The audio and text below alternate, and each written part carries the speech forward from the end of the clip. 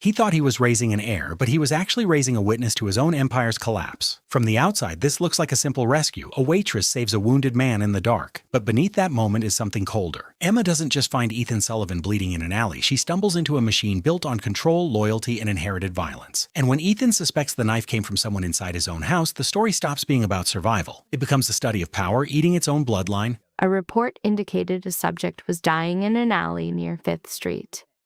An unidentified female placed the call, activating a non-standard emergency protocol. A 3-second silence followed her statement, a calculated pause, suggesting a mind conditioned for severe crisis.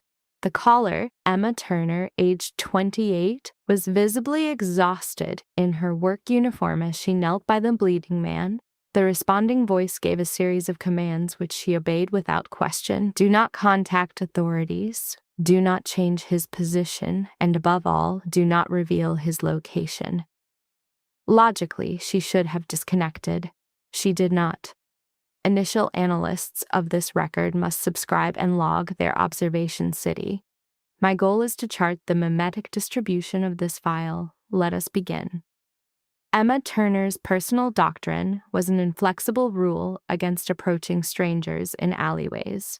This was not born of misanthropy.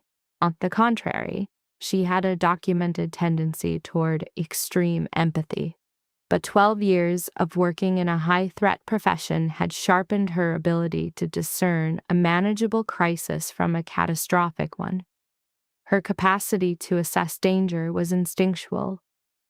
The man on the ground, however, compelled her to violate her own safety procedure.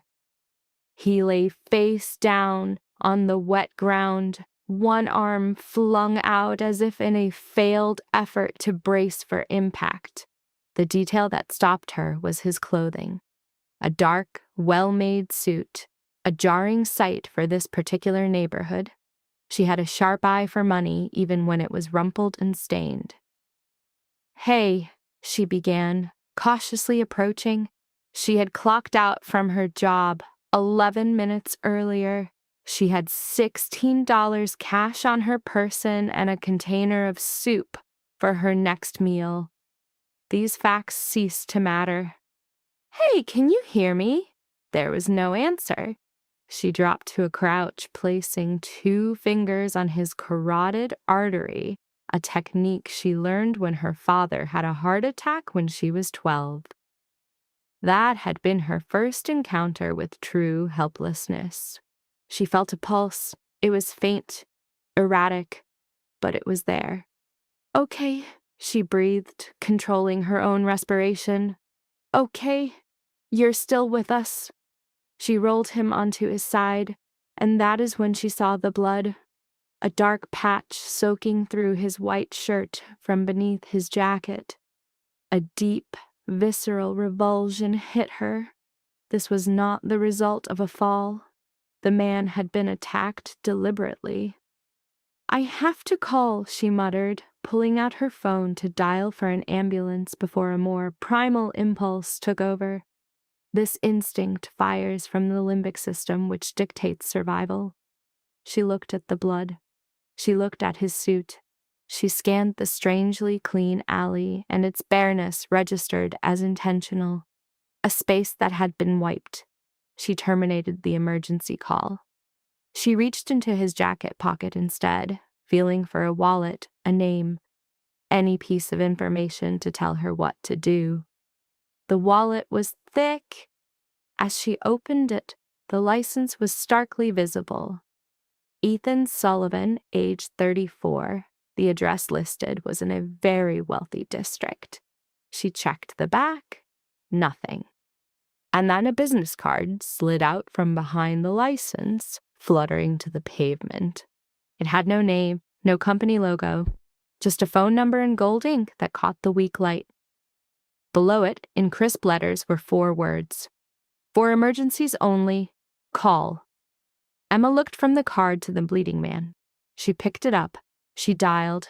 It rang twice, only twice. Then a voice. "Who is this?" It was not a question, but a demand, spoken with a level of control that was nearly robotic. It was the sound of a judgment being passed. "My name is Emma Turner," she said, proud that her voice didn't shake. "I work at Murphy's Diner on 5th Street. I found a man, he's unconscious, in the alley. His ID says Ethan Sullivan. I found this number with it.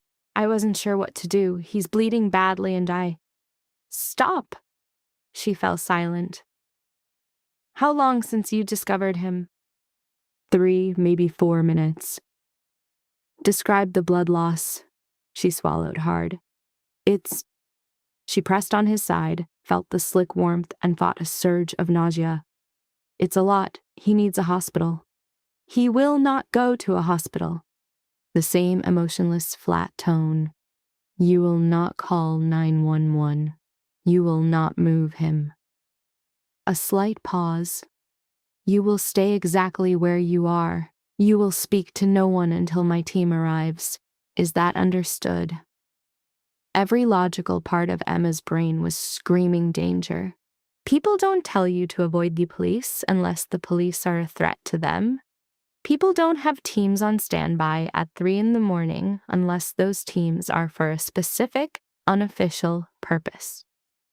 All of her internal warnings flared at once. She stayed on the line. "Is that understood, Miss Turner?"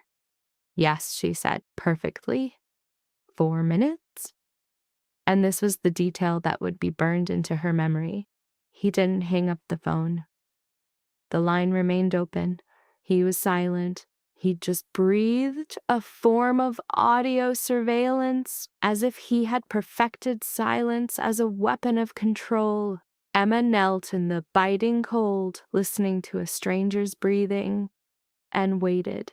At the 1 minute and 40-second mark, Ethan Sullivan awoke.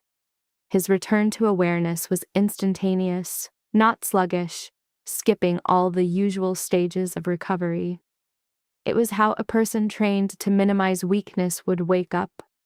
His eyes opened and began to scan his surroundings before his body was fully online. His gaze found Emma and locked onto her with a focus so intense it felt physical. "Don't move," she said, her voice low and steady. "You're hurt. Help is coming." "Who?" he rasped. He coughed and asked again, "Who did you call?" "The number from your card." The change in his expression was absolute. All confusion bled out of his face, replaced by a feeling she could not identify. It was a mix of cold logic, terror, and acceptance, a look that gave her the first true taste of fear that night. His hand shot out, grabbing her wrist in a grip of steel. "How long ago?" he demanded. 2 minutes, maybe less. "Did he pick up, or was it a subordinate?" "He answered himself." Ethan squeezed his eyes shut, his jaw clenching. He was undergoing a process she somehow recognized, accepting a terrible outcome he had always expected. "Okay," he whispered. "Okay, listen to me very, very carefully." "I'm listening." "In about 2 minutes, vehicles will arrive. You will see men you do not know do things that will scare you." His eyes opened, pinning hers. "You must not look afraid. Do you understand? Who are these men? Can you do it, yes or no?" Emma did not break his gaze. 12 years of handling aggressive and volatile customers had taught her a valuable skill. It was composure, the power to be terrified while appearing perfectly calm. "Yes," she answered. He gave a slight nod, his face softening with something that looked like regret. "I'm sorry it was you who found me." She had no chance to respond before the vehicles appeared. 3 black SUVs, no license plates, pulled into the alley in a practiced tactical sweep. This was obviously a rehearsed maneuver. Large, silent men emerged, their actions economical and precise, like people for whom waste is a foreign concept. They moved to Ethan, ignoring her completely, assessing him with their eyes and hands, while speaking in short phrases she didn't recognize. One of them finally looked at her, his face a perfect blank. "Back away," he ordered. She did. Then the fourth vehicle arrived. It was longer, and the man who got out carried himself with a different kind of authority. It was a centered gravity that made everyone else seem to be moving around him. He was older, with silver hair, wearing a dark overcoat thrown on over his clothes. His eyes went to Ethan and the ground, then scanned the rest of the alley. In that split second, before his mask of control snapped back into place, Emma saw it. The pure, unfiltered terror of a father. Then the expression was gone, and Vincent Sullivan strode toward his son. "Ethan!" He knelt, his hand touching his son's cheek in a gesture so quick and intimate Emma had to look away. It felt like trespassing on a sacred, private moment. "I'm fine," Ethan said. "You are not fine." Vincent stood. He turned, and his gaze locked onto Emma as if he had known her location all along, as if he knew the exact spot, the pavement, where she would be. He walked to her. Emma had dealt with intimidating men before, drunks and belligerents leaning over her counter late at night. She knew how to hold her ground. She did so now. "You're the woman who called," he said. It was a statement, not a question. "Yes, Emma Turner." He already knew her name. He had known it from the instant she spoke it into the receiver. "Yes, sir." Vincent Sullivan looked at her the way a man inspects a legal document for flaws, searching every line for a weakness. She did not look away. Ethan's words echoed as she steadied herself with a hidden touch, locking her gaze with his. What did he say when he came to? Vincent's voice cut the air. The interrogation was on. She had a heartbeat, maybe two, to invent herself. "He asked if I was all right," she replied. He seemed confused. His memory of it all was in pieces. For 4 long seconds, Vincent's stare bore into her, a textbook power play. Each tick felt like a weight crushing her chest. "That's all?" he probed. "That's all!" Silence stretched, and then something almost imperceptible flickered across his face. It wasn't warmth or praise in his expression, but a cold, analytical appraisal. It was the look of a man fluent in lies who suddenly encounters a truth he can accept. For Emma, it was impossible to know which was more dangerous. "You made the right call tonight, and my son is alive because of it," Vincent said, his voice grave. "In every sense of the word," he paused. "That's something I don't forget." The words left her before she could stop them, an instinct overriding caution. "I wasn't trying to be memorable." A reflex of raw honesty, a trait hardwired into someone who couldn't hold a mask. The barest flicker of something crossed Vincent Sullivan's face, a microscopic shift. "No," he admitted slowly. "I don't suppose you were." He turned, his voice snapping with commands. His men moved with a chilling grace, spiriting Ethan onto a stretcher and into the long, dark car. The entire operation was over in less than 3 minutes. Emma stood frozen, a ghost in the alley, her face a careful blank. As he got in the car, Vincent glanced back. "Go home, Miss Turner. We'll be in touch." She made her legs move, fighting the animal need to bolt. She crossed 6 blocks, climbed the stairs, entered her apartment, and sank into a chair, unmoving, her coat still on. The clock on the microwave glowed 2:49 a.m. She felt as though 10 years and 32 minutes had passed. She was adrift, caught between thought and feeling when her phone buzzed against the table.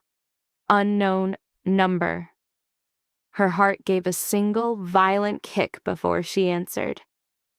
Miss Turner, it's Vincent Sullivan on a different line.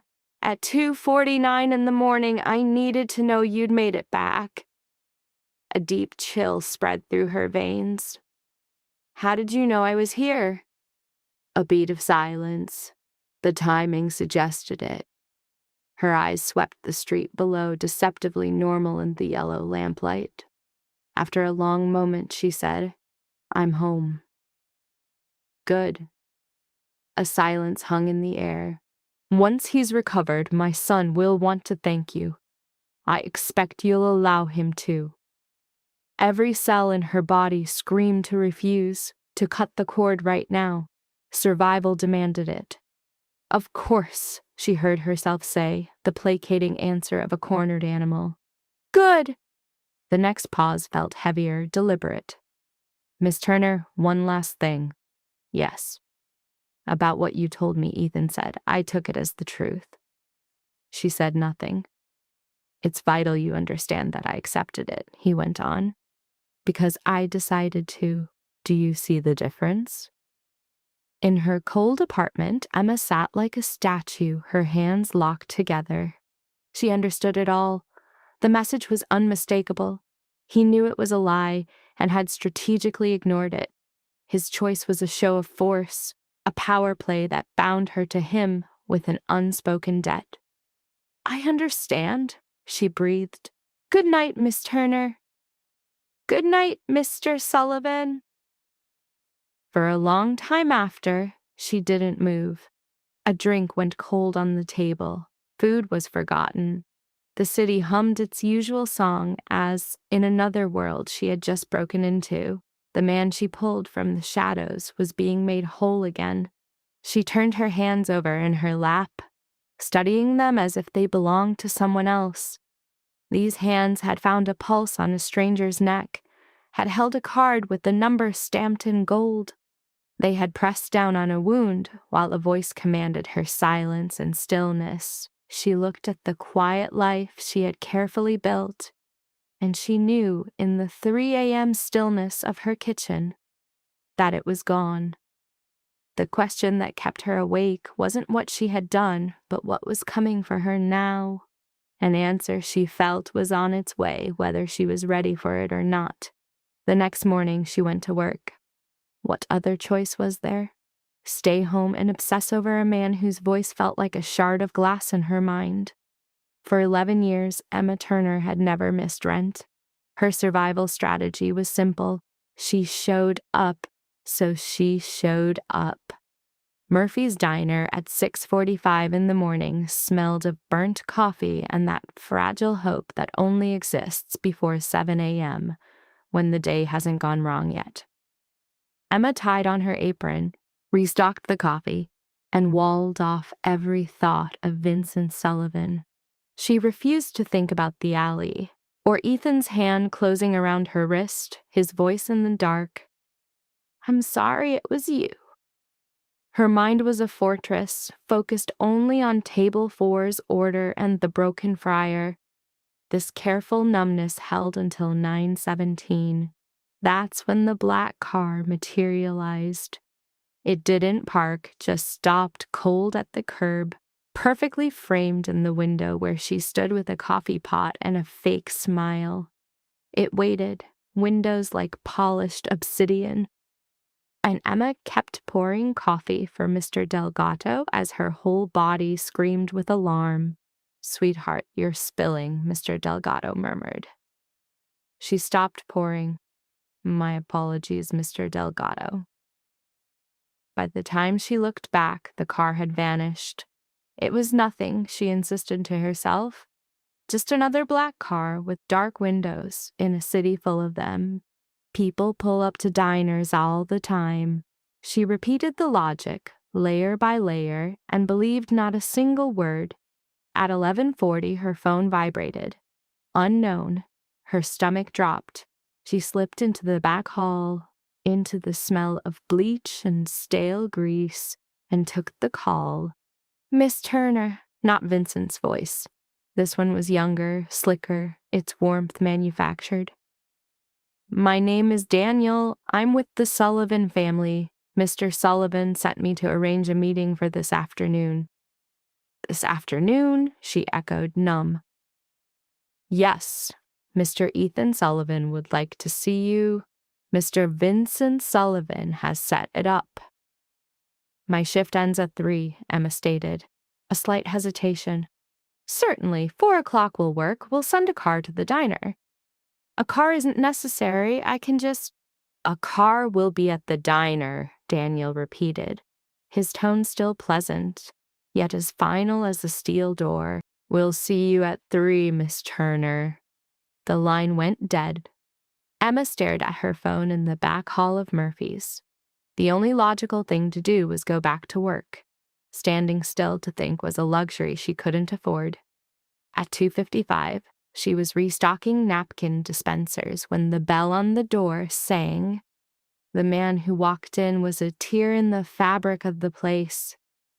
It wasn't just the perfect suit or the way he moved like he owned the very air. It was his eyes. They were dark, sweeping the room before they found her and settled, the clinical precision of a target confirmed. Miss Turner, he said, I'm ahead of schedule. I trust that's all right. This wasn't the voice on the phone. This was Ethan Sullivan, a man remade, a universe away from the body in the alley. He looked like the kind of person the earth would simply move for. You're a lot more, she started, upright than our last meeting. Yes, he answered, the corner of his mouth hinting at a smile. He was there, asking for her time. She instantly saw herself through his eyes, the stained apron, the diner's scent clinging to her, a pen behind her ear, a grease smudge on her sleeve. She was unprepared, unacceptable. Give me 5 minutes, she said, the words a command, not a request. She turned from him, told her manager there was a family emergency, her voice steady. In the back, she washed her face in a small sink, meeting her own eyes in the fractured mirror for exactly 10 seconds, gathering the pieces of herself. She spoke to her own reflection, a whisper of, "You are fine," that her own eyes refused to believe. The mantra, "You are fine. He's just a person," was an attempt to shrink him back down to size. When she returned, Ethan was there with coffee, served in the 5 minutes she was gone. He rose as she approached, a forgotten courtesy that struck her like a live wire. You didn't have to come yourself, she said. I know, he answered, his gaze holding hers. In the diner's low light, she saw the map of his trauma, the exhaustion etched around his eyes, a body held in perfect control, and a jaw tight with pain. I don't do most things I don't have to do, he said, framing his presence as a conscious act. Emma slid into the booth across from him, seeking to level the field and ease the tremor in her hands. Her question, how bad was it, was met with a detached inventory of his wounds. 2 cracked ribs, a cut that took 22 stitches. He conceded how bad it must have looked, and she confirmed she thought he was dead. This shared brush with death was why he was here. That's why I came, he said. In 30 minutes, she had saved his life and then lied to his father, an act he felt demanded this conversation. He laid the word lied between them, offering no buffer. He saw her action for what it was and knew its weight. She tried to soften it, to reframe it as an omission. I just didn't tell him everything. To Ethan, in the calculus of his family, it was the same thing. Then he showed his hand, revealing he already understood her reasons, sparing her the explanation. The only tremor in his composure was the restless movement of his hands around the coffee mug. He had read her perfectly, a woman who made decisions in a heartbeat and stood by them in fire. He remarked on her stillness during the attack, her assessment where others would have panicked. She credited 12 hard years of practice in crisis management. "I've had practice," she said, and his reply, "So have I," hinted at his own history of survival. A quiet understanding passed between them in the silence that followed. She then asked if the attack was random, a question she already knew the answer to from his reaction to the gold number call. She just needed him to say it. He confirmed it with a single word: no. It was a targeted strike. He affirmed the attackers knew about the card, knew what that specific phone number would unleash. His eyes sharpened with a cold, clinical respect. "You worked that out," he stated more than asked.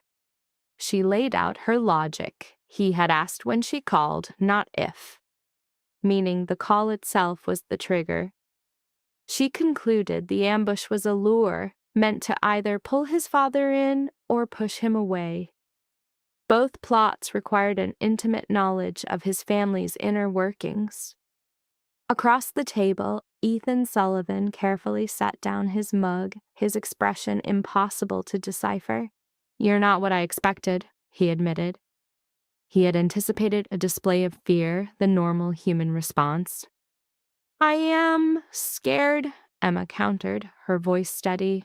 "I'm excellent at scared. I'm just not going to let it run my face while I'm talking to you." Her absolute control over her own terror seemed to shatter his composure. His expression shifted, the mask falling away to reveal a glimpse of the man beneath the conditioning, the person forged by family and fate. For a fleeting second, she saw the real Ethan Sullivan. "My father wants to meet with you again," he said, and her world froze. "Formally, at the house tonight." He reclassified their first encounter as a field assessment, not a true meeting. This next one would be different, a formal show of thanks that was really a deep psychological probe.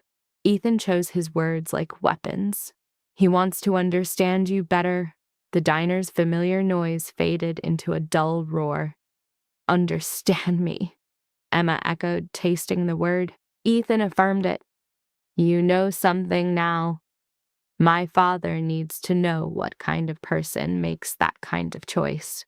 Her eyes scanned the mundane comfort of her world, the coffee pots, the menus, the regulars, a reality now fractured by his. She tested the limits of her new cage. "And if I say no?" Ethan's answer was calm and brutal. "You can say no, but I'd be lying if I told you it wouldn't matter."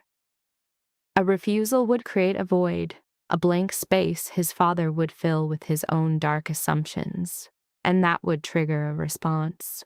"So, it's not really a choice," she stated flatly. "Everything is a choice," Ethan corrected. "My family just has a way of narrowing the options." The sheer honesty of it ripped a raw, genuine laugh from her, a sound that seemed to surprise him.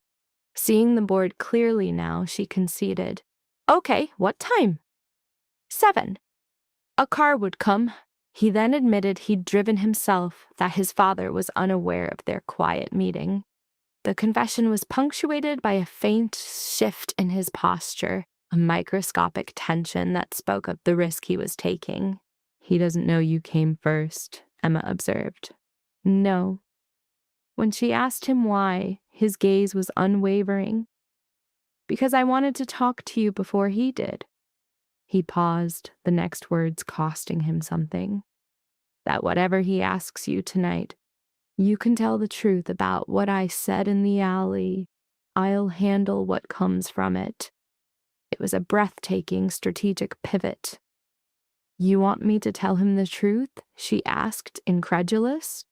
"I want you to stop carrying a lie for me," he clarified. Her mind raced, recalibrating everything she thought she knew about him. He was giving her the truth as a shield, absolving her of a deception she had initiated for his sake. "Why do you care?" she asked. "I know what it costs holding things for my family." "Ooh," he answered.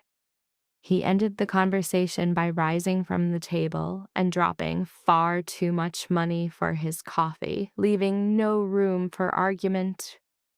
"I didn't want that to start for you because of me," he said, turning for the door. She called his name, formal and sharp, "Mr. Sullivan," and he stopped. She asked the question that hung between them. "What did you say to me in the alley? The part you didn't want your father to know?" The diner seemed to fall silent. From the door, Ethan Sullivan held her gaze and spoke in a voice meant only for her. "I said I didn't know who did it, but I said I had a suspicion."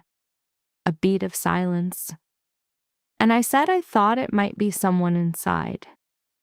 He walked out, leaving her with the impossible weight of his words. She now possessed a fatal secret, the knowledge of a traitor inside a lethal, blood-bound empire. The tragedy began in an alley with Ethan Sullivan bleeding from a brother's wound. His father, the patriarch Vincent, was oblivious to the fact that his son knew the viper in their midst.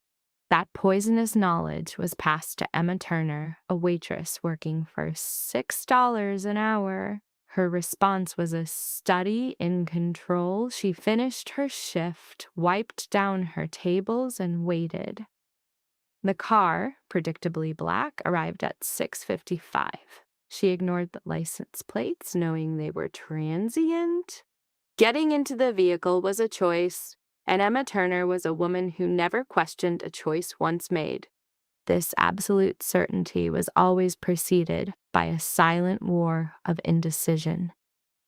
Inside the car, she watched her neighborhood bleed into one of wealth and power, a journey across a line she could never uncross. Ethan's phrase, his family's way of narrowing the options, echoed, a perfect description of a world designed to suffocate. She understood her own entanglement, tracing its roots back to that single phone call. The destination, however, was not the gaudy fortress of a crime lord she had pictured in her mind. The house was a tasteful brownstone, its quiet elegance speaking of generational wealth, a perfect mask of normality. An elderly woman with the disarming air of a beloved grandmother opened the door. Her name was Rosa, her tone a warm and calculated balm. When Emma stepped inside, the heavy door clicked shut, the sound severing her from the outside world completely. At that moment, 6:58 on a Tuesday night, Emma understood her life was now irrevocably split into two parts. Everything that came before and whatever was to come after. With a controlled lift of her chin, she trailed the attendant. The woman, Rosa, moved with a liquid grace, as if she were an organic part of the house itself. A professional sense for space alerted her to an architectural lie. The interior was far grander than the exterior walls could possibly contain. This was a deliberate trick of design, meant to unmoor a visitor's reality and whisper that nothing within these walls was as it seemed. At a pair of double doors, Rosa stopped, knocked twice, and offered Turner a smile that was both warm and a psychological void, a perfect contradiction of signals. After refusing a drink, Turner was left to the silence. She took a single slow breath to quell the rising tension, then opened the doors herself. It was a small seizure of control in a place where she had none. Vincent Sullivan stood at a window, his back to her, a posture of pure power that forced her to enter his space on his terms. The weighted pause that followed was a silent declaration of his own importance, a message she received loud and clear. When he turned, he was more composed than the man in the alley. She mentally filed the alley version away as the raw prototype, and this man as the polished final product, a testament to his chilling self-mastery. Only his eyes remained unchanged from the alley, still assessing and filing her away. The chairs set without a desk were a tactic, a false intimacy designed to leave her psychologically exposed. There were no shields between them. He opened not with a question, but with a statement of fact, a move to establish his superior knowledge.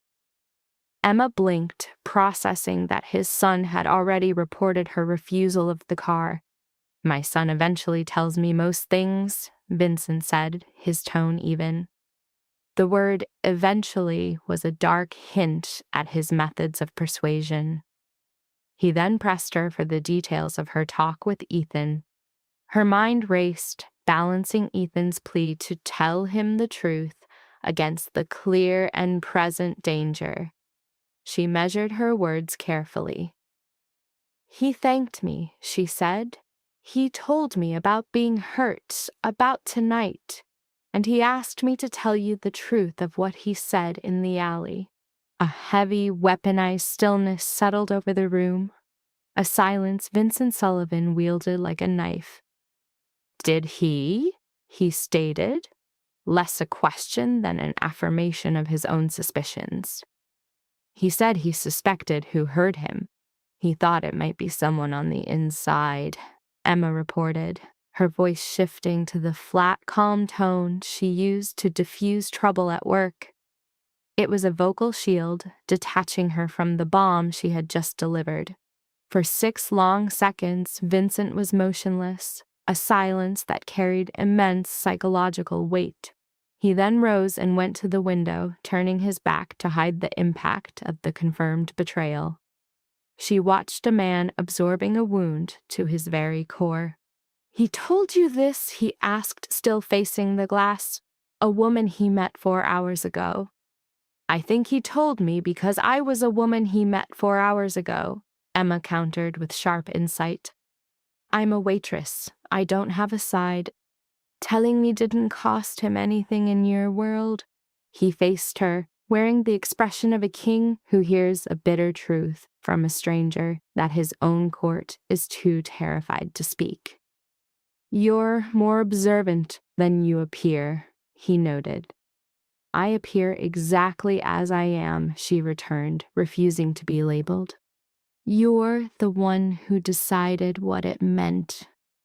The directness of her challenge drew a ghost of a smile from him.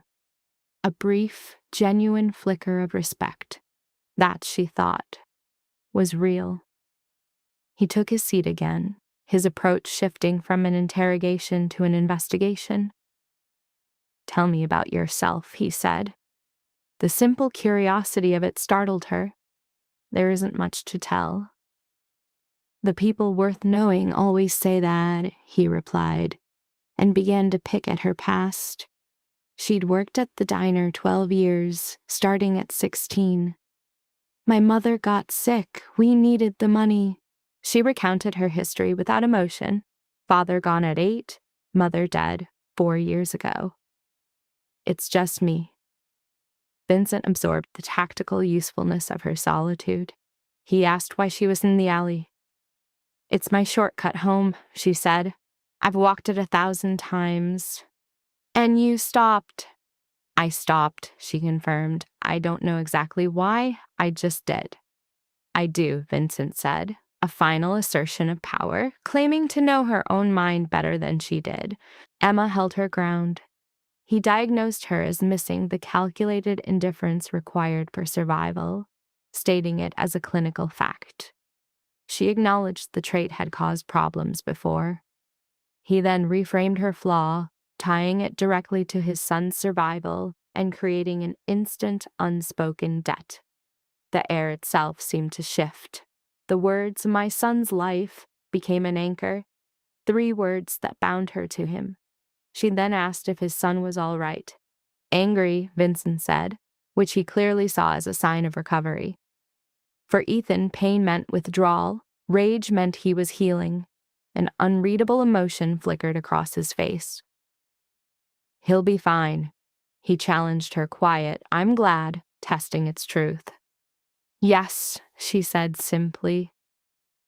Vincent's posture then sagged into a performance of exhaustion. a tactic to lower her guard by playing the tired father, not the untouchable emperor. The weariness seemed to emanate from his very bones. His question was blunt. What did she plan to do with the information she now held? Her answer was a firm declaration of non-involvement, a retreat into her normal life. She rejected any deal. No money, no connection, no strings. Her part was done. She would not be a piece in his game. Vincent let the silence stretch, using the quiet of the room as an instrument of pressure. The steady tick of a clock became the only sound. He offered a chilling paradox. Her denial was precisely the move a clever infiltrator would make. "I can't prove what I'm not," Emma said, recognizing the trap. He then told her he was choosing to trust her, a classic ploy to build a false bridge before delivering the final truth. He made it clear her intentions were now irrelevant. Her knowledge alone had forced her into a game she had never consented to play. She understood completely. A cold, sharp clarity settled over her. It wasn't a threat, she knew, but a statement of cold, hard reality. She mentally listed the facts that made her a liability. She knew of the attack, had been in his inner sanctum, had spoken privately with the target. In Vincent Sullivan's world, these facts overrode intent. Others, without his reason to give her the benefit of the doubt, would draw their own fatal conclusions. "I'm a loose thread," she said softly, showing she knew the enemy might see her first. Vincent's expression remained neutral. "You aren't what I expected," he remarked, the same thing his son had said, revealing a shared, rigid worldview. "What were you expecting?" she asked. She confessed she had prepared for a bribe and for the inner war between her morals and her needs. A near smile held for a beat. "And which would have won?" "Probably both," she admitted with stark self-awareness. "I'm efficient," she added. Vincent stood, and the room's momentum shifted, a palpable change like a car suddenly braking. "I'm not offering you money," he said. "I'm offering you something else." He summoned Rosa, who appeared with silent speed. He spoke to her in a low voice, a quiet exchange that was a deliberate wall, reinforcing Emma's position as an outsider under his absolute control. Rosa nodded once and was gone. Vincent turned back to her. "I want you to have this number," he said. "My personal line." He instructed her to call if anything felt the slightest bit unusual, a command designed to breed paranoia. "Do you think I'm in danger?" she asked.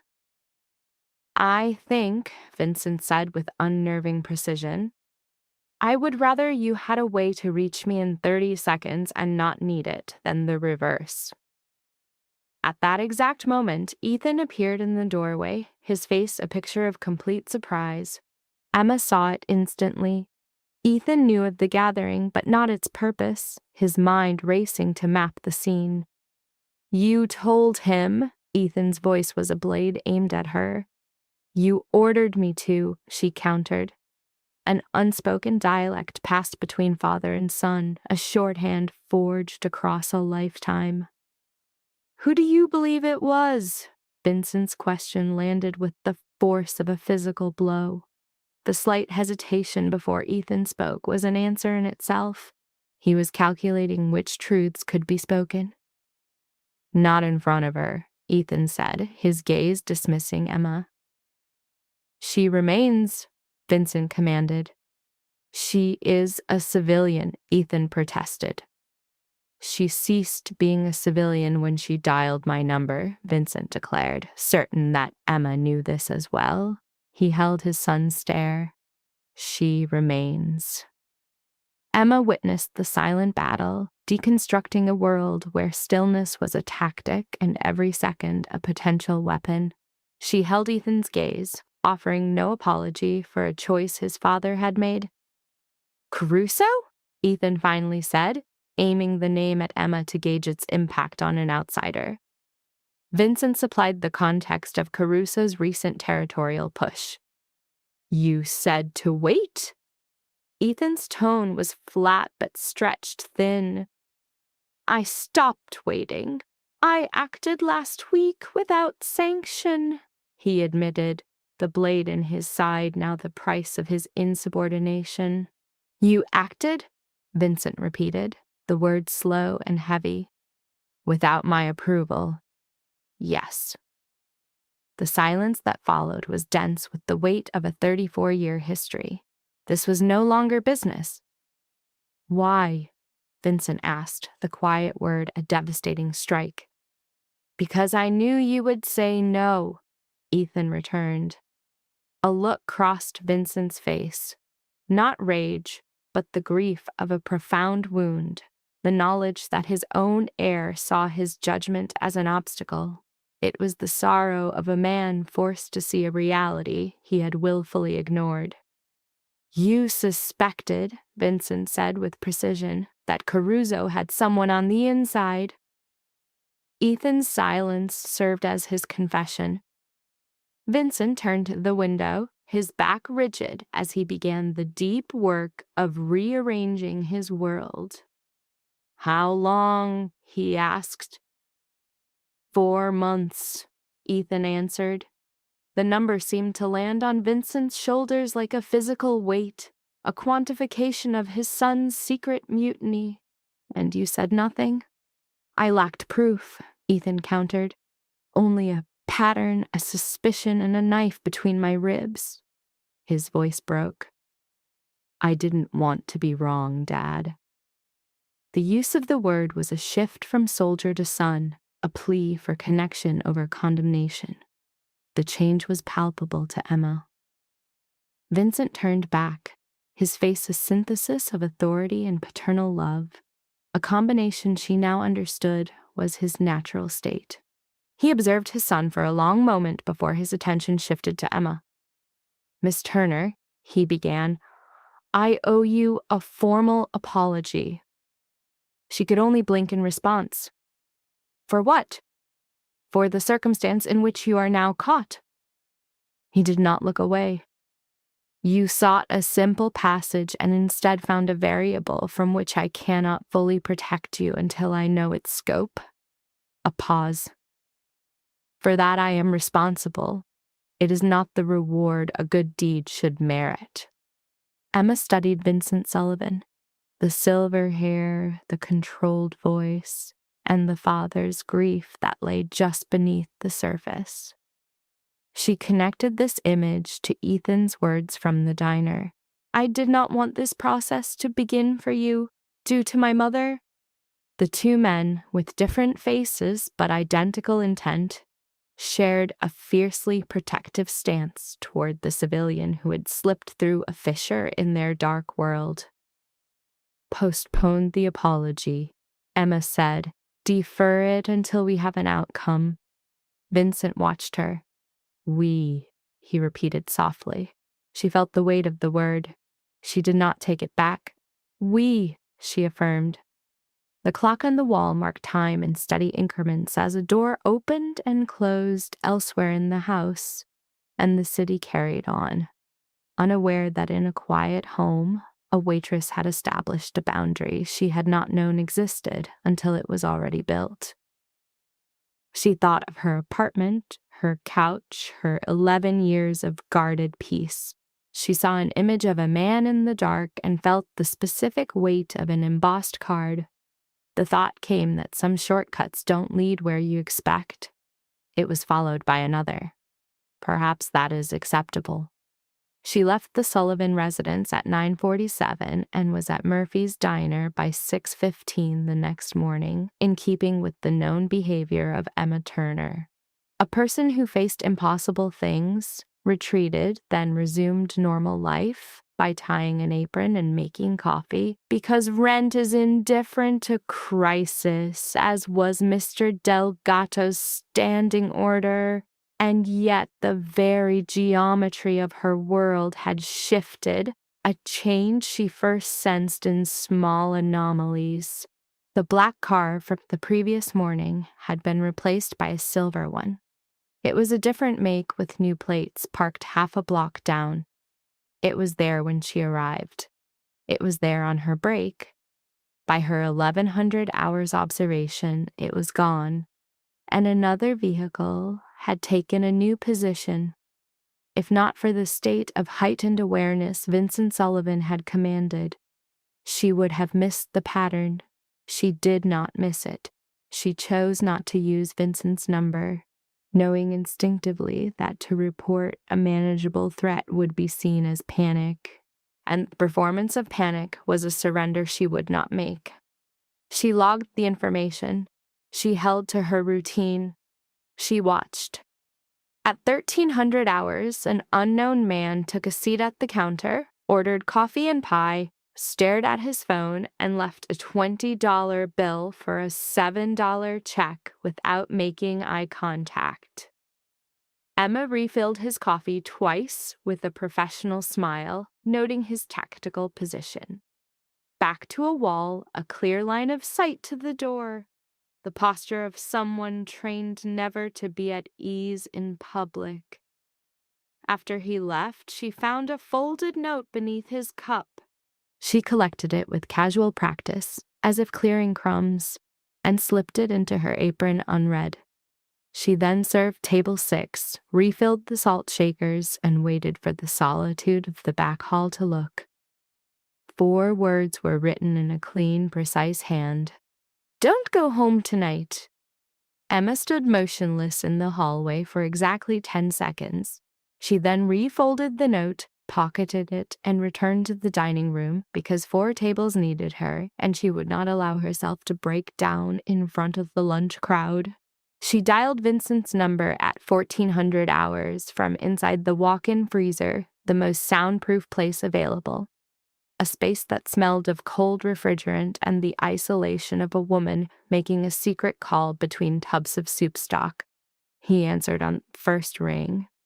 "The note," she said without preamble. "Was it from you?" A beat of silence. "No." A visceral fear seized her stomach. "A man at my counter left a note. It reads, 'Don't go home tonight.'" "Describe him." She gave a full accounting. His size, build, position, the 20 for a $7 order. She could hear Vincent quietly relaying the details to someone else in the room. The words were fast and blurred. Emma. It was the first time he had used her name without a title, and the absence of it felt like a minor shock. "Are you still at the diner?" "Yes, my shift ends at 1500 hours." "You will not go home at 1500 hours. You will wait inside. An operative will contact you." A pause. "Do not leave with anyone who does not use the word November. Is that clear?" "November," she repeated. "Yes." "Do not be afraid." "I am not afraid," she answered on instinct, then corrected herself. "I am frightened, but I am functional." She heard a sound on his end that might have been a brief, warm exhale from another kind of man. "That is all I require you to be. Remain inside." She remained inside. She cleaned the coffee machines again. She refilled napkin dispensers that were full. Her manager asked if she was okay, and she said yes, just tired from a long week. Her manager said, "Honey, it's Wednesday." Emma replied, "I know, that's my point." At 3:22, the bell on the door rang, and Ethan walked in. She had not expected Ethan. She had prepared for one of the silent, large men from the alley. Her mind was set for an anonymous agent with a code word and a dark car. She was not prepared for Ethan Sullivan in a gray jacket who looked to be running on 4 hours of sleep and something much stronger than caffeine. "November," he said, cutting off her thoughts. "That is the word," she verified. "We need to go. Your father said he was sending help, but not you. I chose to come." He held the door for her. "Emma, We have to keep moving. The apron came off for the second time in as many days. She murmured another excuse about a family crisis to her manager, earning a glare of deep suspicion at her escalating domestic troubles. Outside, the car was waiting, its engine a low hum. It was an older, forgettable sedan, engineered to disappear into the flow of the city. To her surprise, Ethan was the driver. She slipped into the passenger seat, the world blurring past before the door was even fully closed. "Who sent the note?" she asked. "We don't know yet." His eyes flickered constantly to the mirrors, a paranoid rhythm she was starting to see as his normal. "But the courier you described, the timing, the placement, the money, that's a professional, a ghost delivering a message. So they know I was there last night." "Yes, and they want to scare me. They want you erased," Ethan corrected her, his tone flat. "There is a difference. Frightened people are loud. Erased people are silent variables." He shot her a look. "Someone is tying off loose ends before my father finds the source of the rot." "You're an end. You knew that yesterday." Practically word for word. Because it was true then, and it's even more true today. He cut across a lane, the movement swift and seamless. "After you left, my father made some calls. Quiet ones. He's trying to find the rat in our house who's talking to Caruso, and now the rat knows the ground has shifted under them. They don't have details, only that I'm the reason why. You were one of many factors, but telling him what I said in the alley, that forced their hand." He glanced over. "Which was the right call. I need you to understand that. But now we're out of time, and rushing makes people careless, which is why we got the note," Emma deduced. She looked down at her hands still in her lap. Her mind flashed to her apartment, her couch, the digital glow of the clock, a window looking out onto a perfectly normal street. She thought of the quiet life she'd carefully built, now a casualty of the last 36 accelerated hours. "Where are you taking me?" she asked. "To a safe place while my father handles the next 12 hours. A brief silence. "I'm sorry. I realized this wasn't your choice. You apologize a lot. I have a lot to apologize for." "Stop," she said. "I made my choices. Don't strip me of that by claiming my decisions as your guilt." He looked at her again, the glance holding far longer than a mirror check, until it became a shared, silent moment. When he turned back to the road, it was with the unease of a man caught in a private thought. The drive lasted 20 minutes. The dense city around them fell away, only to rebuild itself with a different character. A new part of town, a new pulse to the streets. Still urban, but hushed.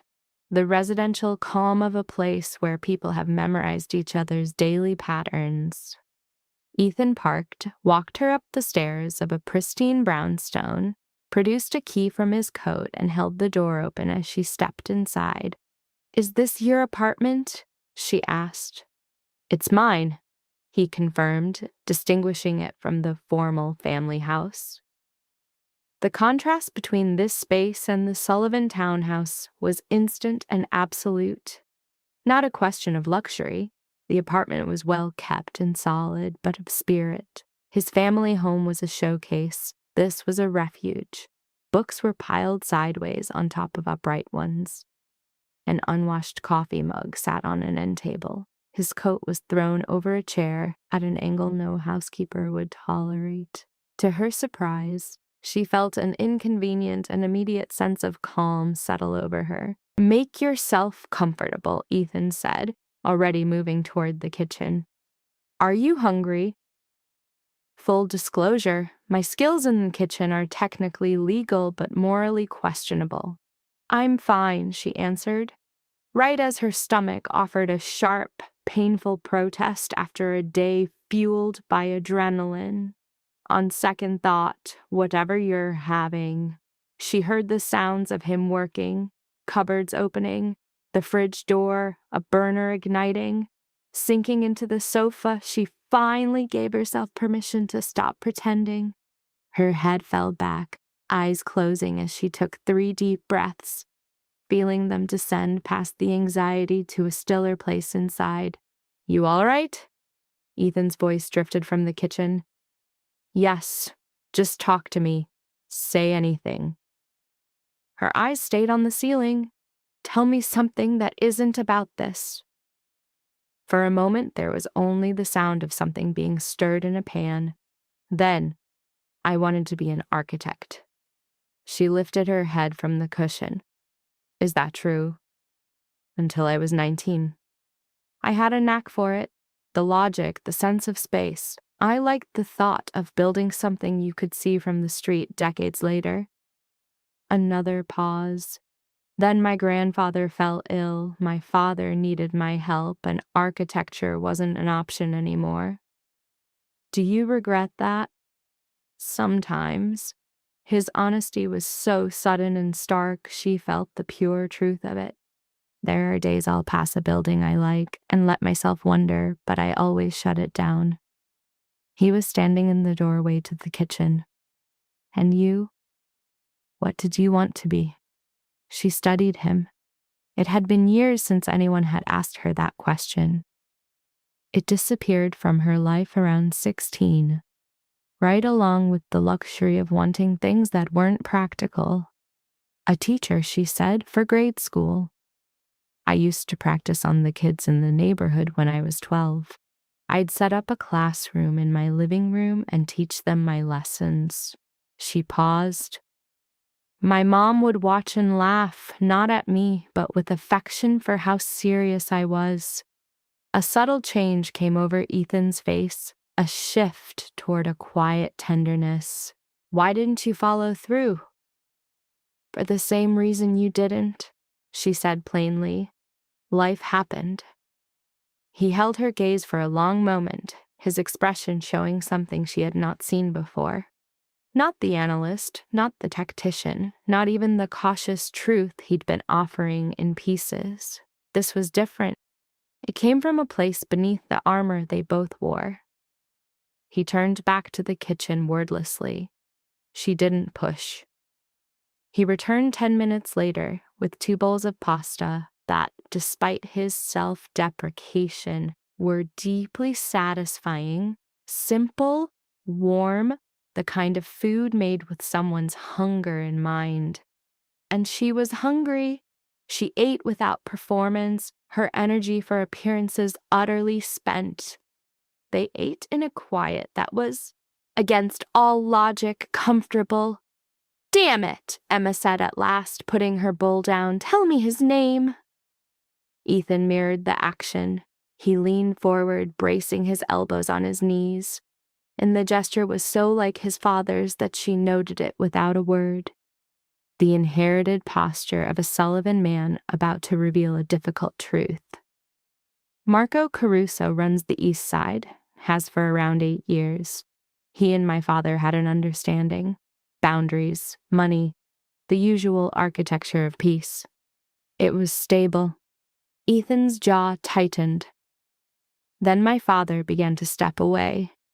Last year, he handed off 3 operations to me. Caruso read it as him getting soft and started pushing. Small moves, things you could write off as accidents." He paused. "I stopped writing them off." "What happened last week?" "I dismantled one of his networks. It was quiet, clean. I just turned it off. A message sent without a return address." He looked down at his hands. "I should have told my father. I know that. I pretended it was to protect him from a hard choice, but really." He fell silent. "You needed to prove a point," Emma said. He looked up, his eyes meeting hers. "You wanted to show him you could do it on your own," she said, her tone factual, not cutting. "That you didn't need his permission or his protection?" The quiet stretched, and for a moment she thought she had pushed too hard. her instinct to name the truth, whether it was welcome or not. Yes, Ethan finally exhaled, the admission quiet. That is exactly what it was. And someone on the inside told Caruso what I did, so he retaliated. Which brings us here. Who knows about the leak other than us? My father's two top men, Luca and Dom. He brought them in last night. Ethan's voice was different now, careful and deliberate. One man has served my family for 22 years, the other 15. And they have your trust? They have my father's. That wasn't my question. Ethan held her look. Luca, I trust.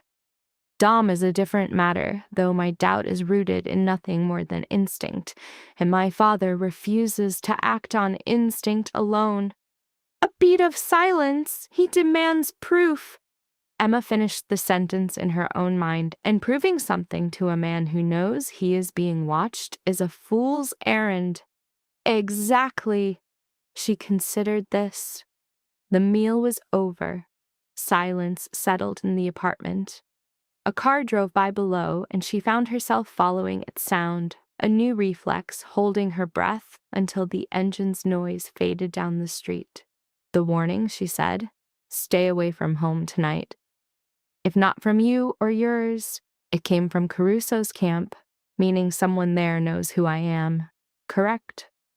So the traitor in your family told Caruso about me, correct? Which means this source was aware I was at the house and was aware I had a private audience with your father. She paused, and now they're afraid of what I might have said. Ethan watched her, his expression unreadable. Walk me through your logic. The source understands that something shifted after last night. They lack details because they weren't in the room, but they know a civilian woman found you bleeding, was taken to your father's home for a meeting, and then allowed to leave, after which your father placed several quiet phone calls. Her eyes locked with his. They aren't trying to frighten me because they think I'm a threat. They're trying to frighten me because they don't know what I know, and that ignorance makes me a liability. The ensuing quiet was heavier, electric. You pieced that together, Ethan observed, his voice low, in what, 45 seconds? I've had the whole day to think about it, she countered. There was plenty of downtime between pouring coffee. Emma, he said, as if weighing the name on his tongue. What you just described is leverage. If this informant is moving against you out of ignorance, then the perception of my knowledge is the one thing that makes me valuable instead of just a risk. She gave a slight nod. I understand. We need to inform my father. Call him. Ethan took out his phone. He made the call. After 2 rings, Vincent's voice came through, and Ethan said, You're on speaker, placing the phone on the table. It sat between them like a bridge connecting 2 separate, parallel currents that were now about to merge. She knows something, Ethan told him. Emma leaned in, laying out her entire deduction for Vincent, just as she had for his son. Clinically, chronologically, without a trace of emotion. The note is a reaction, not the core danger. It's about the informant's motive and the power held within the gap between what I actually know and what they fear I know. When she finished, the line was dead silent. You're suggesting, Vincent said, that we use this ambiguity as bait. I'm suggesting the ambiguity already exists, and our opponent is making a move based on it. The only question is whether you'll react to his move or seize it. Another silence, longer than the last. Dom, Ethan said softly to his father. Don't, Vincent cut in. Dad. Emma just laid out a profile of someone who knew she was at the house, knew you made calls right after, and moved fast enough to have a man watching her diner by 1 p.m. That requires intimate access to your movements. Luca doesn't have your hour-by-hour schedule. Dom does. The silence from the phone had a new, colder weight. Emma had learned the different textures of Vincent Sullivan's quiet over the last 24 hours, and this was the gravest yet. It was not the silence of a man weighing options, but of one confronting a betrayal so deep he had no framework for it. 22 years. For 22 years, Dom had been at his side. "I need proof," Vincent said, his tone a mask of perfect composure over a foundation of absolute ruin. Emma looked away from the phone, feeling like an intruder on a moment of profound, private grief. "I know," Ethan said. "I'll get it. I have a plan." The subject articulated a demand for a clear strategy, devoid of rogue actions, suggesting a recent and deliberate change in his methods. A heavy pause followed. Vincent then gave a command that Emma, the observer, knew was a stark break from his established dynamic with his son. He wanted to hear the plan first. Watching Ethan, Emma witnessed a structural change happen in real time, something she'd only felt in glimpses before. A partition inside Ethan Sullivan was dissolving, not by force, but with the quiet inevitability of a defense that was no longer necessary. "Emma is the plan," Ethan said. The subject, Emma, went perfectly still. "She is the one element they can't predict," he went on, his eyes fixed on hers. "The play is to let them think their intimidation worked. She will cut all visible ties to us. She is also the one agent they would never suspect is working an angle because they've already dismissed her as a waitress from 5th Street. He paused. "And Dom, more than anyone, will underestimate her. He underestimates everyone outside of his world." "Ethan?" Vincent's voice was a razor. "What exactly are you proposing?" "A conversation," Ethan answered. "One that seems entirely accidental between Dom and Emma, in a public place he would never consider a threat. The intent is to create a situation where he is forced to draw his own conclusions about what she knows. It's a test designed to expose his loyalty through his reaction." He paused. "She is very good at this, Father. Your 60-minute meeting with her last night proved that." The silence stretched for 15 seconds, then 20. Emma counted each one, a mental exercise to manage the part of her brain absorbing her new reality as the linchpin of a strategy she hadn't agreed to. "Miss Turner," Vincent's voice came through the speaker. "Are you still with us? I'm here. Nobody will force you into this. I am saying that now in front of my son, so there is no confusion. A beat. But I have to ask you, what do you intend to do?" Emma saw the note under the cup in her mind's eye. She pictured the silver car parked across from the diner. She thought of a man inside Vincent Sullivan's inner circle for 22 years, who for 4 months had been feeding information to the people who nearly killed his son. She weighed the consequence of letting that betrayal stand. She thought of her mother, a woman who lived by a code of avoidance and whose life was a study in quiet regret. And then there was Emma, who did not have that gene, who ran toward a dying man in an alley, who spoke the unvarnished truth to Vincent Sullivan, and who, in the past 36 hours, had stopped being invisible. "Give me the file on Dom," she said.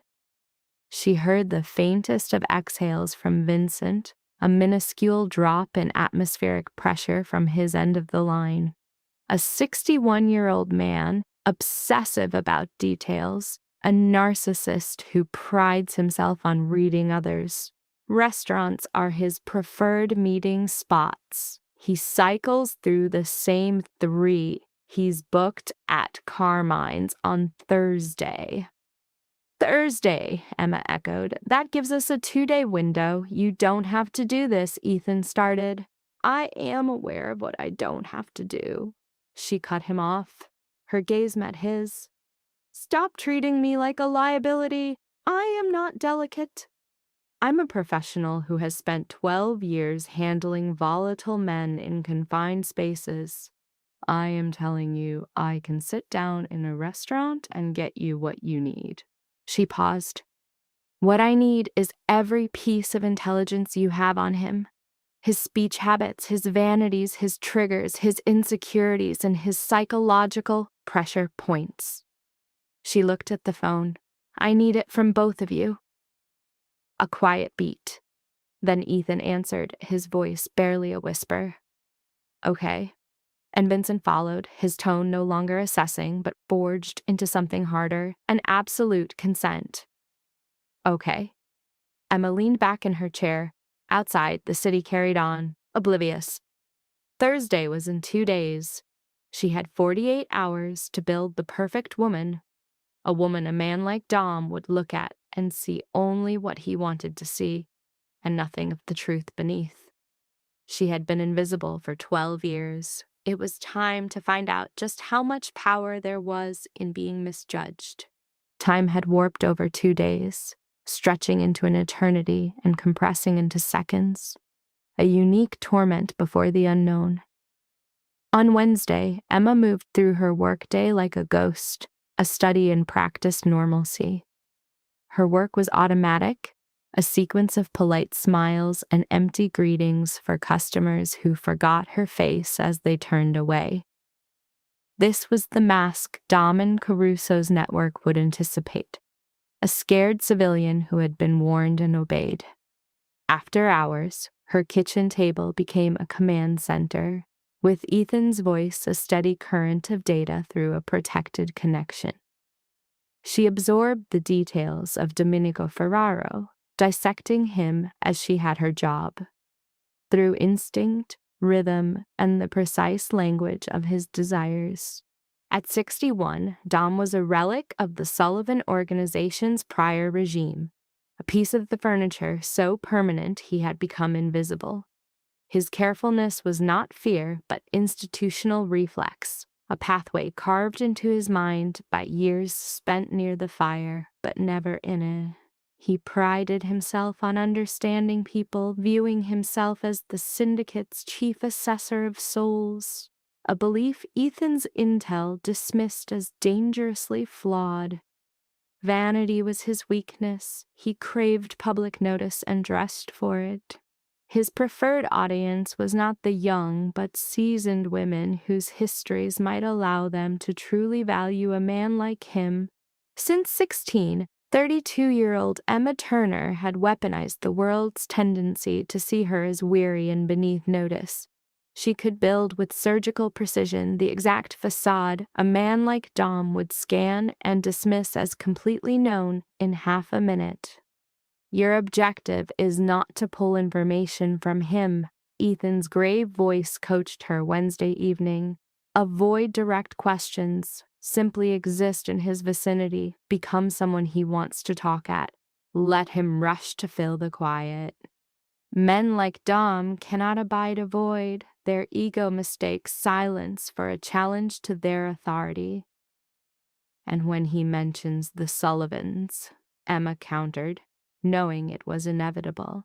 He will, Ethan affirmed, show a flicker of unease. Let him think the visit to the house unnerved you more than you'll confess.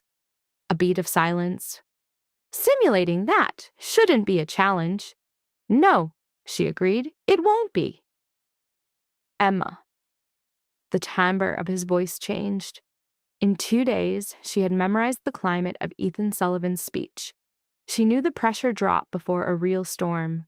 This wasn't strategy, this was real. If anything feels wrong, you leave.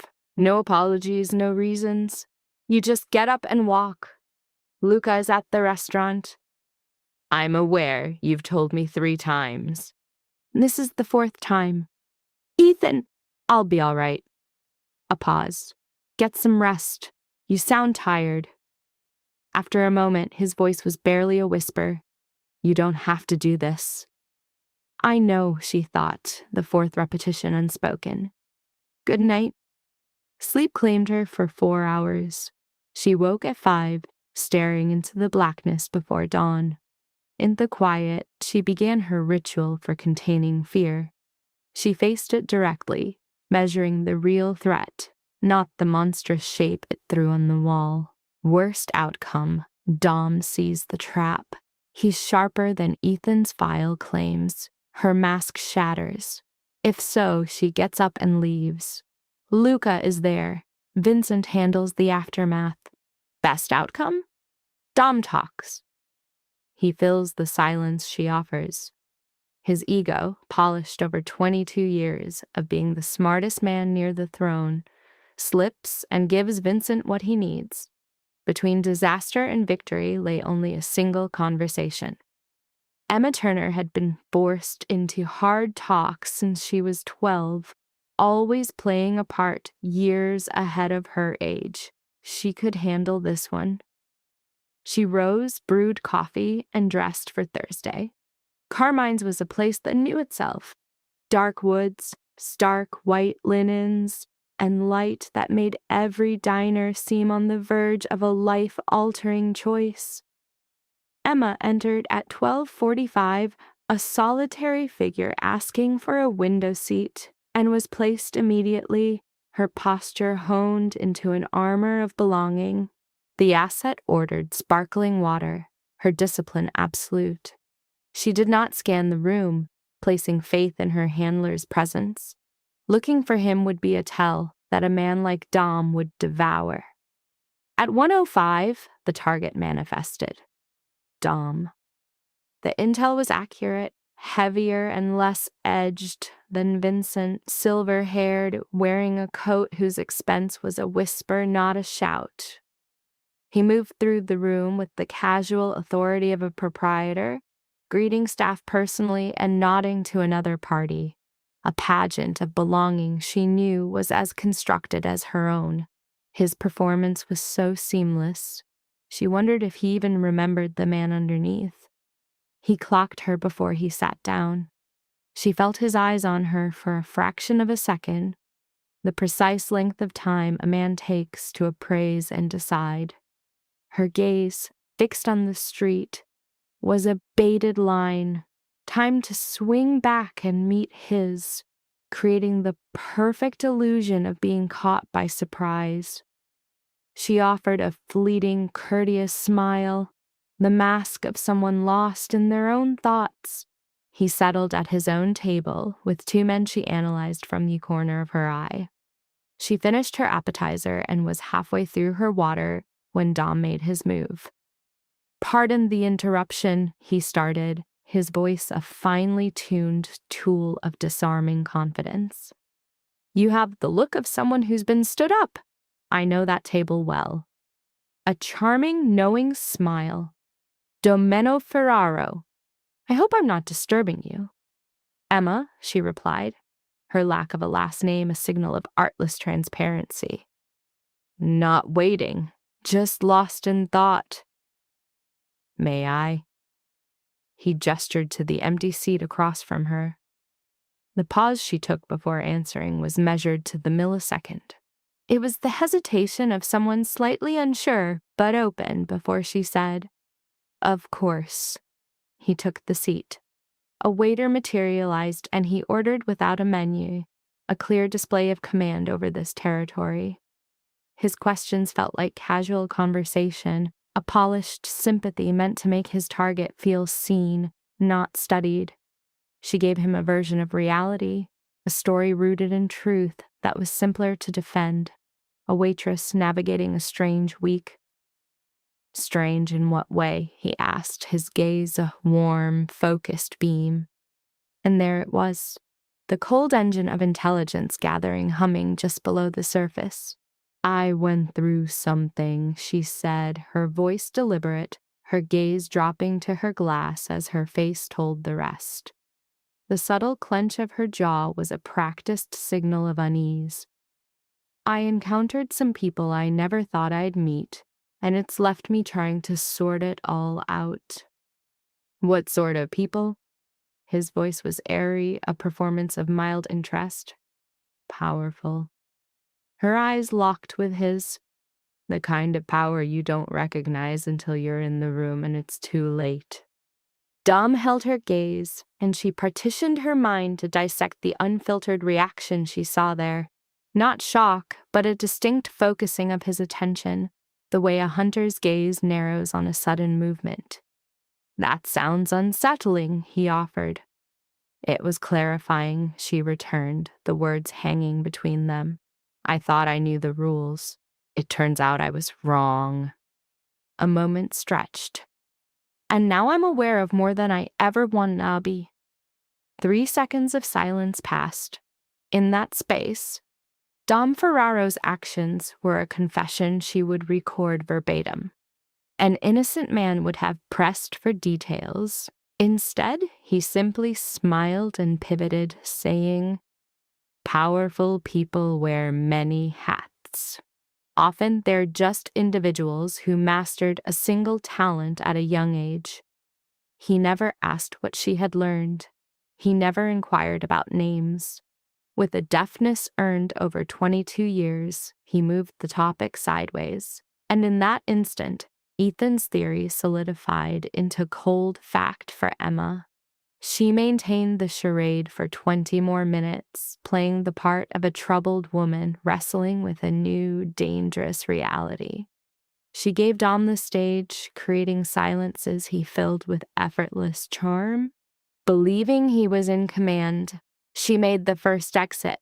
She executed the handshake, the smile, the exchange of pleasantries, a flawless performance concealing her true judgment. Her heels clicked a steady rhythm on the pavement as she left Carmine's. And after half a block, Luca's form coalesced beside her, his stride matching hers as if he'd been there all along. "Car's just around the corner," he murmured. "I know," she returned. Luca shot her a sideways glance. "I heard the conversation." She stopped. "You had a wire. Mr. Sullivan required assurance." She filed the information away, deeming annoyance an inefficient use of energy. "Then he is already aware." "He is waiting," Luca stated. Both of them. The dark sedan, the city blurring past the window, the Sullivan residence, those cold stone steps, the stoic front door, the same sequence of shots replayed. The door swung open before they could knock. Rosa was already there. This time, Emma crossed the threshold without the need to brace herself. The layout of the hall was now familiar ground, and the fear of a closing door had been quieted since Wednesday evening. Vincent and Ethan were on their feet as she entered. The tension in the air was a physical thing, confirming they had heard the entire exchange live. The ghost of her conversation at Carmen's still occupied the room. She took a seat. They continued to stand. "He never asked the question," she stated. "No," Vincent affirmed. "He did not. He deflected. He employed the exact same diversion tactic twice. Once when I suggested I knew more than I should, and again when powerful people were mentioned. In both instances, he moved the subject laterally, not forward. An innocent man has questions. A guilty man changes the topic." "That is not definitive proof," Vincent said, his tone stark and factual. "No," Emma conceded. "But it was as Ethan predicted, either a confirmation or an exoneration. He did not exonerate himself." The silence that followed was the deepest she had known in that house. She watched Vincent Sullivan mentally place 22 years of friendship on a scale opposite a 40-minute dialogue orchestrated by a waitress over a $30 lunch he had financed. She let him feel the full weight of it, knowing some burdens must be shouldered before they can be set down. Across the room, Ethan's eyes found hers. A silent message passed between them, something more than words or simple comprehension. It was a shared acknowledgement between two souls who, from opposing directions, had arrived at the same grim conclusion. only now realizing their paths were always meant to converge at this very point. "I must make a phone call," Vincent announced. "Please excuse me." He left the room, the door clicking softly but not quite latching behind him. Emma heard his voice from the hall, low and measured, speaking a name she did not recognize. He said it twice before the sound faded beyond hearing. Ethan moved across the room, settling into the chair his father had just vacated. Up close, she could see the deep exhaustion carved around his eyes, the result of 4 days of relentless pressure. "You were correct about him underestimating me," Emma said quietly. "I know. It still angered me," she admitted, "even though that was the entire strategy, even though I depended on it." She studied her own hands. He looked directly at me and saw absolutely nothing to be concerned about. It took him 20 seconds. "And you used that to your advantage." "Yes, but I need you to understand that it came at a price." She met his gaze. "I spent 12 years becoming that invisible woman." I had only just begun to believe it didn't have to be a permanent state. Ethan's expression was so completely unguarded, it was almost difficult to look at. "It doesn't," he said softly, "have to be." She held his gaze a moment longer. Then she gave a single nod and looked away, shielding something too new and delicate to withstand direct scrutiny. Vincent returned, pausing in the doorway. For one brief, unguarded moment, Emma saw the father beneath the Titan, the man inside the fortress of power. Then his posture straightened, his emotional armor locking back into place as he returned to his chair. "The situation is being addressed," he declared. Emma knew not to ask for details. She recognized there were parts of this world she had access to and parts she did not. The method of handling Dom Ferrara was securely in the latter, and she intended to leave it there. "What about Caruso?" Ethan asked. "Caruso is a different matter for a different day," Vincent answered, his eyes fixed on his son. A new protocol was declared. Complete transparency, no more solo actions. Vincent let the silence hang in the air, a space filled with 22 years of a fraught father-son relationship. Ethan accepted the new terms, meeting his father's stare.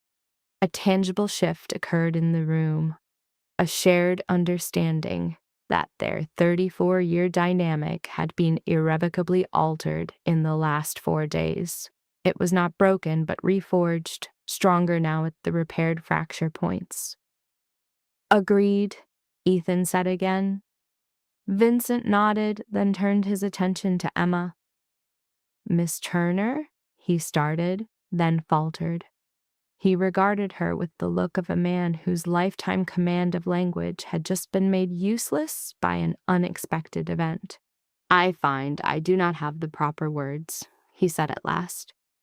"For the sum of your actions this week, all of them. Every choice you have made since the alley." Emma began to form a reply. "Do not dismiss it as nothing," he cut in gently. "Allow me this." She fell silent. "You stepped into a circumstance that had nothing to do with you. You then proceeded to make every single decision correctly while under intense duress, with no prior experience, for no discernible reason beyond a constitutional inability to ignore a person in crisis." He paused. "You used deception to shield my son. You brought me the truth inside my own home. Today, you won a psychological game that men in my profession take years to learn. You managed this with only 48 hours of information and the distinct composure of someone so habitually underestimated that they have learned to turn it into a weapon." His delivery was quiet, controlled, and deeply sincere. "I am in your debt. This is not an opinion I am offering. It is an objective reality. Emma took a moment to absorb his words. A memory surfaced, her mother, watching from a doorway as she organized the neighborhood kids. It was followed by another flash. Being 16 in a sterile hospital room, and then 12 years of constant movement, a defense mechanism against facing the limits of her world. Her mind listed the turning points: a gold card in the darkness, the feel of a human pulse, the choice to make a phone call. "I need one thing," she said. Vincent's gaze was unwavering. "Name it. When this is over, all of it. Caruso, Dom, everything that follows. I need to be told that it is truly finished. I need you to tell me yourself." She took a breath. "I refuse to live my life looking over my shoulder, wondering if the silver car is still a threat." "You have my word," Vincent said instantly. There was no hesitation, no calculation. It was the promise of a man who understood that some currencies are worth more than money. She nodded, rose, and picked up her bag. She looked at Ethan, who met her eyes with an expression she had first seen in his apartment. It was the look from behind his defenses, one she guessed had been seen by very few people, if any, in a long time. "Thursday, next week," he said. She tilted her head slightly. "A question. I was thinking I would come to the diner for coffee." He held her gaze, and that small, real smile reappeared. "If that would be acceptable." Emma Turner studied Ethan Sullivan, the man she had found bleeding out in an alley 4 days prior, a man whose world was so fundamentally different from her own. She thought about architects who become something else, teachers who become waitresses, and how a life can veer onto an entirely new path. "Thursday," she confirmed. "I'll save you a seat." She walked down the hall. The associate, Rosa, stood waiting at the door. The car was idling at the curb. The city carried on as it always does, immense, indifferent, and teeming with a million separate lives. None are meant to touch, yet all are just one mistake away from a collision. She got into the car. She watched as the familiar landscape of her neighborhood slid back into view. Her street, her building, the tiny crack in the wall she'd been meaning to report for 3 months. The corner market where the owner knew her order. Every detail was just as she had left it, unchanged. Her own internal landscape, however, was anything but unchanged. She didn't yet have a word for what she was becoming. The not knowing was fine. She had learned this week that uncertainty is not the same as being lost. Sometimes it is the feeling that precedes the drawing of a new map, and sensation that happens when an event is too large for your existing vocabulary. She got out of the car. She walked up the steps. She stepped into the stillness of her own apartment. She stood in the ordinary daylight of a life that hadn't stopped, but had been fundamentally rearranged. She put her jacket away. She made coffee. She sat at her kitchen table, turning her hands over, palms up, and regarded them one final time with the old questions. What are these hands meant to do? What is the purpose of this life? What does a woman like me even stand for? And for the first time in 12 years, she had an answer. She had stepped in. She had moved in the darkness. She had placed the call. She had stayed. She had met Vincent Sullivan's gaze, spoken the truth, refused to back down, and walked into danger, emerging with her sense of self intact and the stark clarity of a woman who had realized at 32 that her entire life had not been training her to serve coffee. It had been for this. The coffee was done. She poured herself a mug. She sat in the normal quiet of her normal life, which was no longer normal and never would be again. She felt no sorrow for what was lost and no fear of what was to come. Emma Turner had made peace with many things in her life. This was not a reconciliation, but a state of being she would consciously uphold with every sunrise. A broadened existence, a deeper truth, the version of her that defied the screams of her own programming. She was the one whose fingers trembled on the gold card as she made the call that would change everything. She found a life on the verge of extinguishing and held it back from the brink. In that singular act, unplanned and unbidden, the anchorless drift of her own spirit found its mooring. It was not luck. It was not a fluke. It was the inevitable emergence of the woman Emma Turner was always meant to be. Once the fortress she had built around herself had finally crumbled to dust.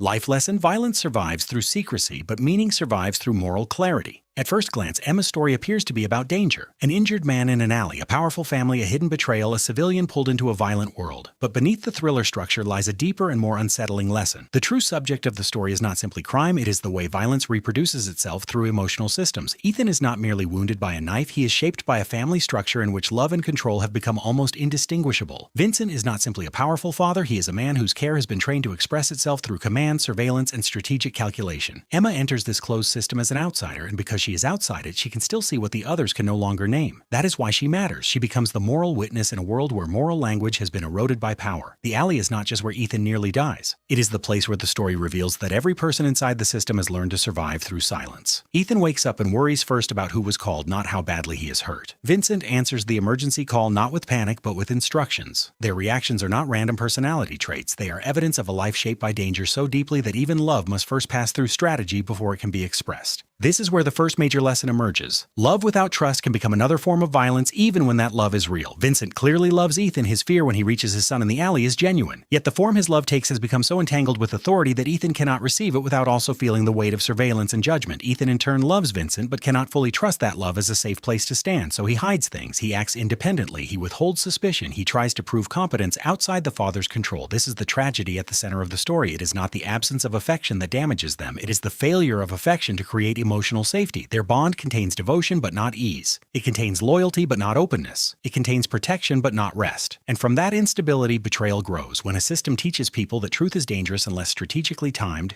then secrecy becomes normal, silence becomes currency, and suspicion becomes inheritance. The inside traitor matters, of course, but the deeper betrayal started long before that person acted. It began in a world where vulnerability had already become risky. Emma's role exposes a second, equally important lesson. The ordinary life often trains people in forms of intelligence that elite systems fail to recognize. Emma has no title, no formal power, no inherited network, yet she has spent years learning how to observe human behavior under pressure. She reads posture, pauses, tone, evasion, and intent with extraordinary precision. Why? Because her life required it. The service industry, economic precarity, caregiving, loneliness, and long exposure to difficult people all trained her nervous system to detect threat and contradiction. She has become fluent in the small signals of human truth. That is why she sees what others miss. She understands the emotional difference between Vincent's gratitude and Vincent's assessment. She understands that Ethan is carrying more than pain. She eventually grasps that the danger around her comes not only from what she knows, but from the uncertainty others project onto her. This is profoundly important. The story refuses the lazy assumption that intelligence belongs only to formal power. Instead, it shows that difficult, ordinary lives often create hidden expertise. Emma's labor sharpened her perception. Her invisibility made her observant. Her exhaustion did not make her dull, it made her exact. In that sense, the story offers a radical correction to social prejudice. Being overlooked is painful, but it can also produce a person who sees more clearly than everyone in the room. The final lesson is the one that gives the story its emotional force. Doing the right thing does not promise safety, but it preserves identity. Emma's compassion costs her peace. The moment she decides to help Ethan, she enters a system that can no longer ignore her. Her life becomes complicated, dangerous, and morally heavy. Yet that cost is precisely what reveals the value of her action. She does not become meaningful because she is rewarded. She becomes meaningful because she remains aligned with herself under pressure. She lies in the alley to protect Ethan, tells Vincent a harder truth later, and continues acting from discernment rather than panic. That consistency matters. In violent worlds, the greatest danger is not only physical harm, it's the gradual erosion of one's own moral vocabulary. Emma resists that erosion. She does not become sentimental, but she does remain human. She does not become naive, but she refuses cynicism. She does not let fear dictate all meaning. And in doing so, she interrupts the logic of the world she has entered. That is why the story resonates beyond its plot. It says that violence survives through secrecy, intimidation, and distorted intimacy, but meaning survives through moral clarity. Emma cannot control the entire system. She cannot erase its dangers, but she can remain the one person in the room who still knows the difference between power and integrity, between loyalty and silence, between care and possession. In the end, that difference is what keeps the story from becoming merely dark. It becomes instead a study in how a single morally awake person can disrupt the emotional logic of an entire damaged world.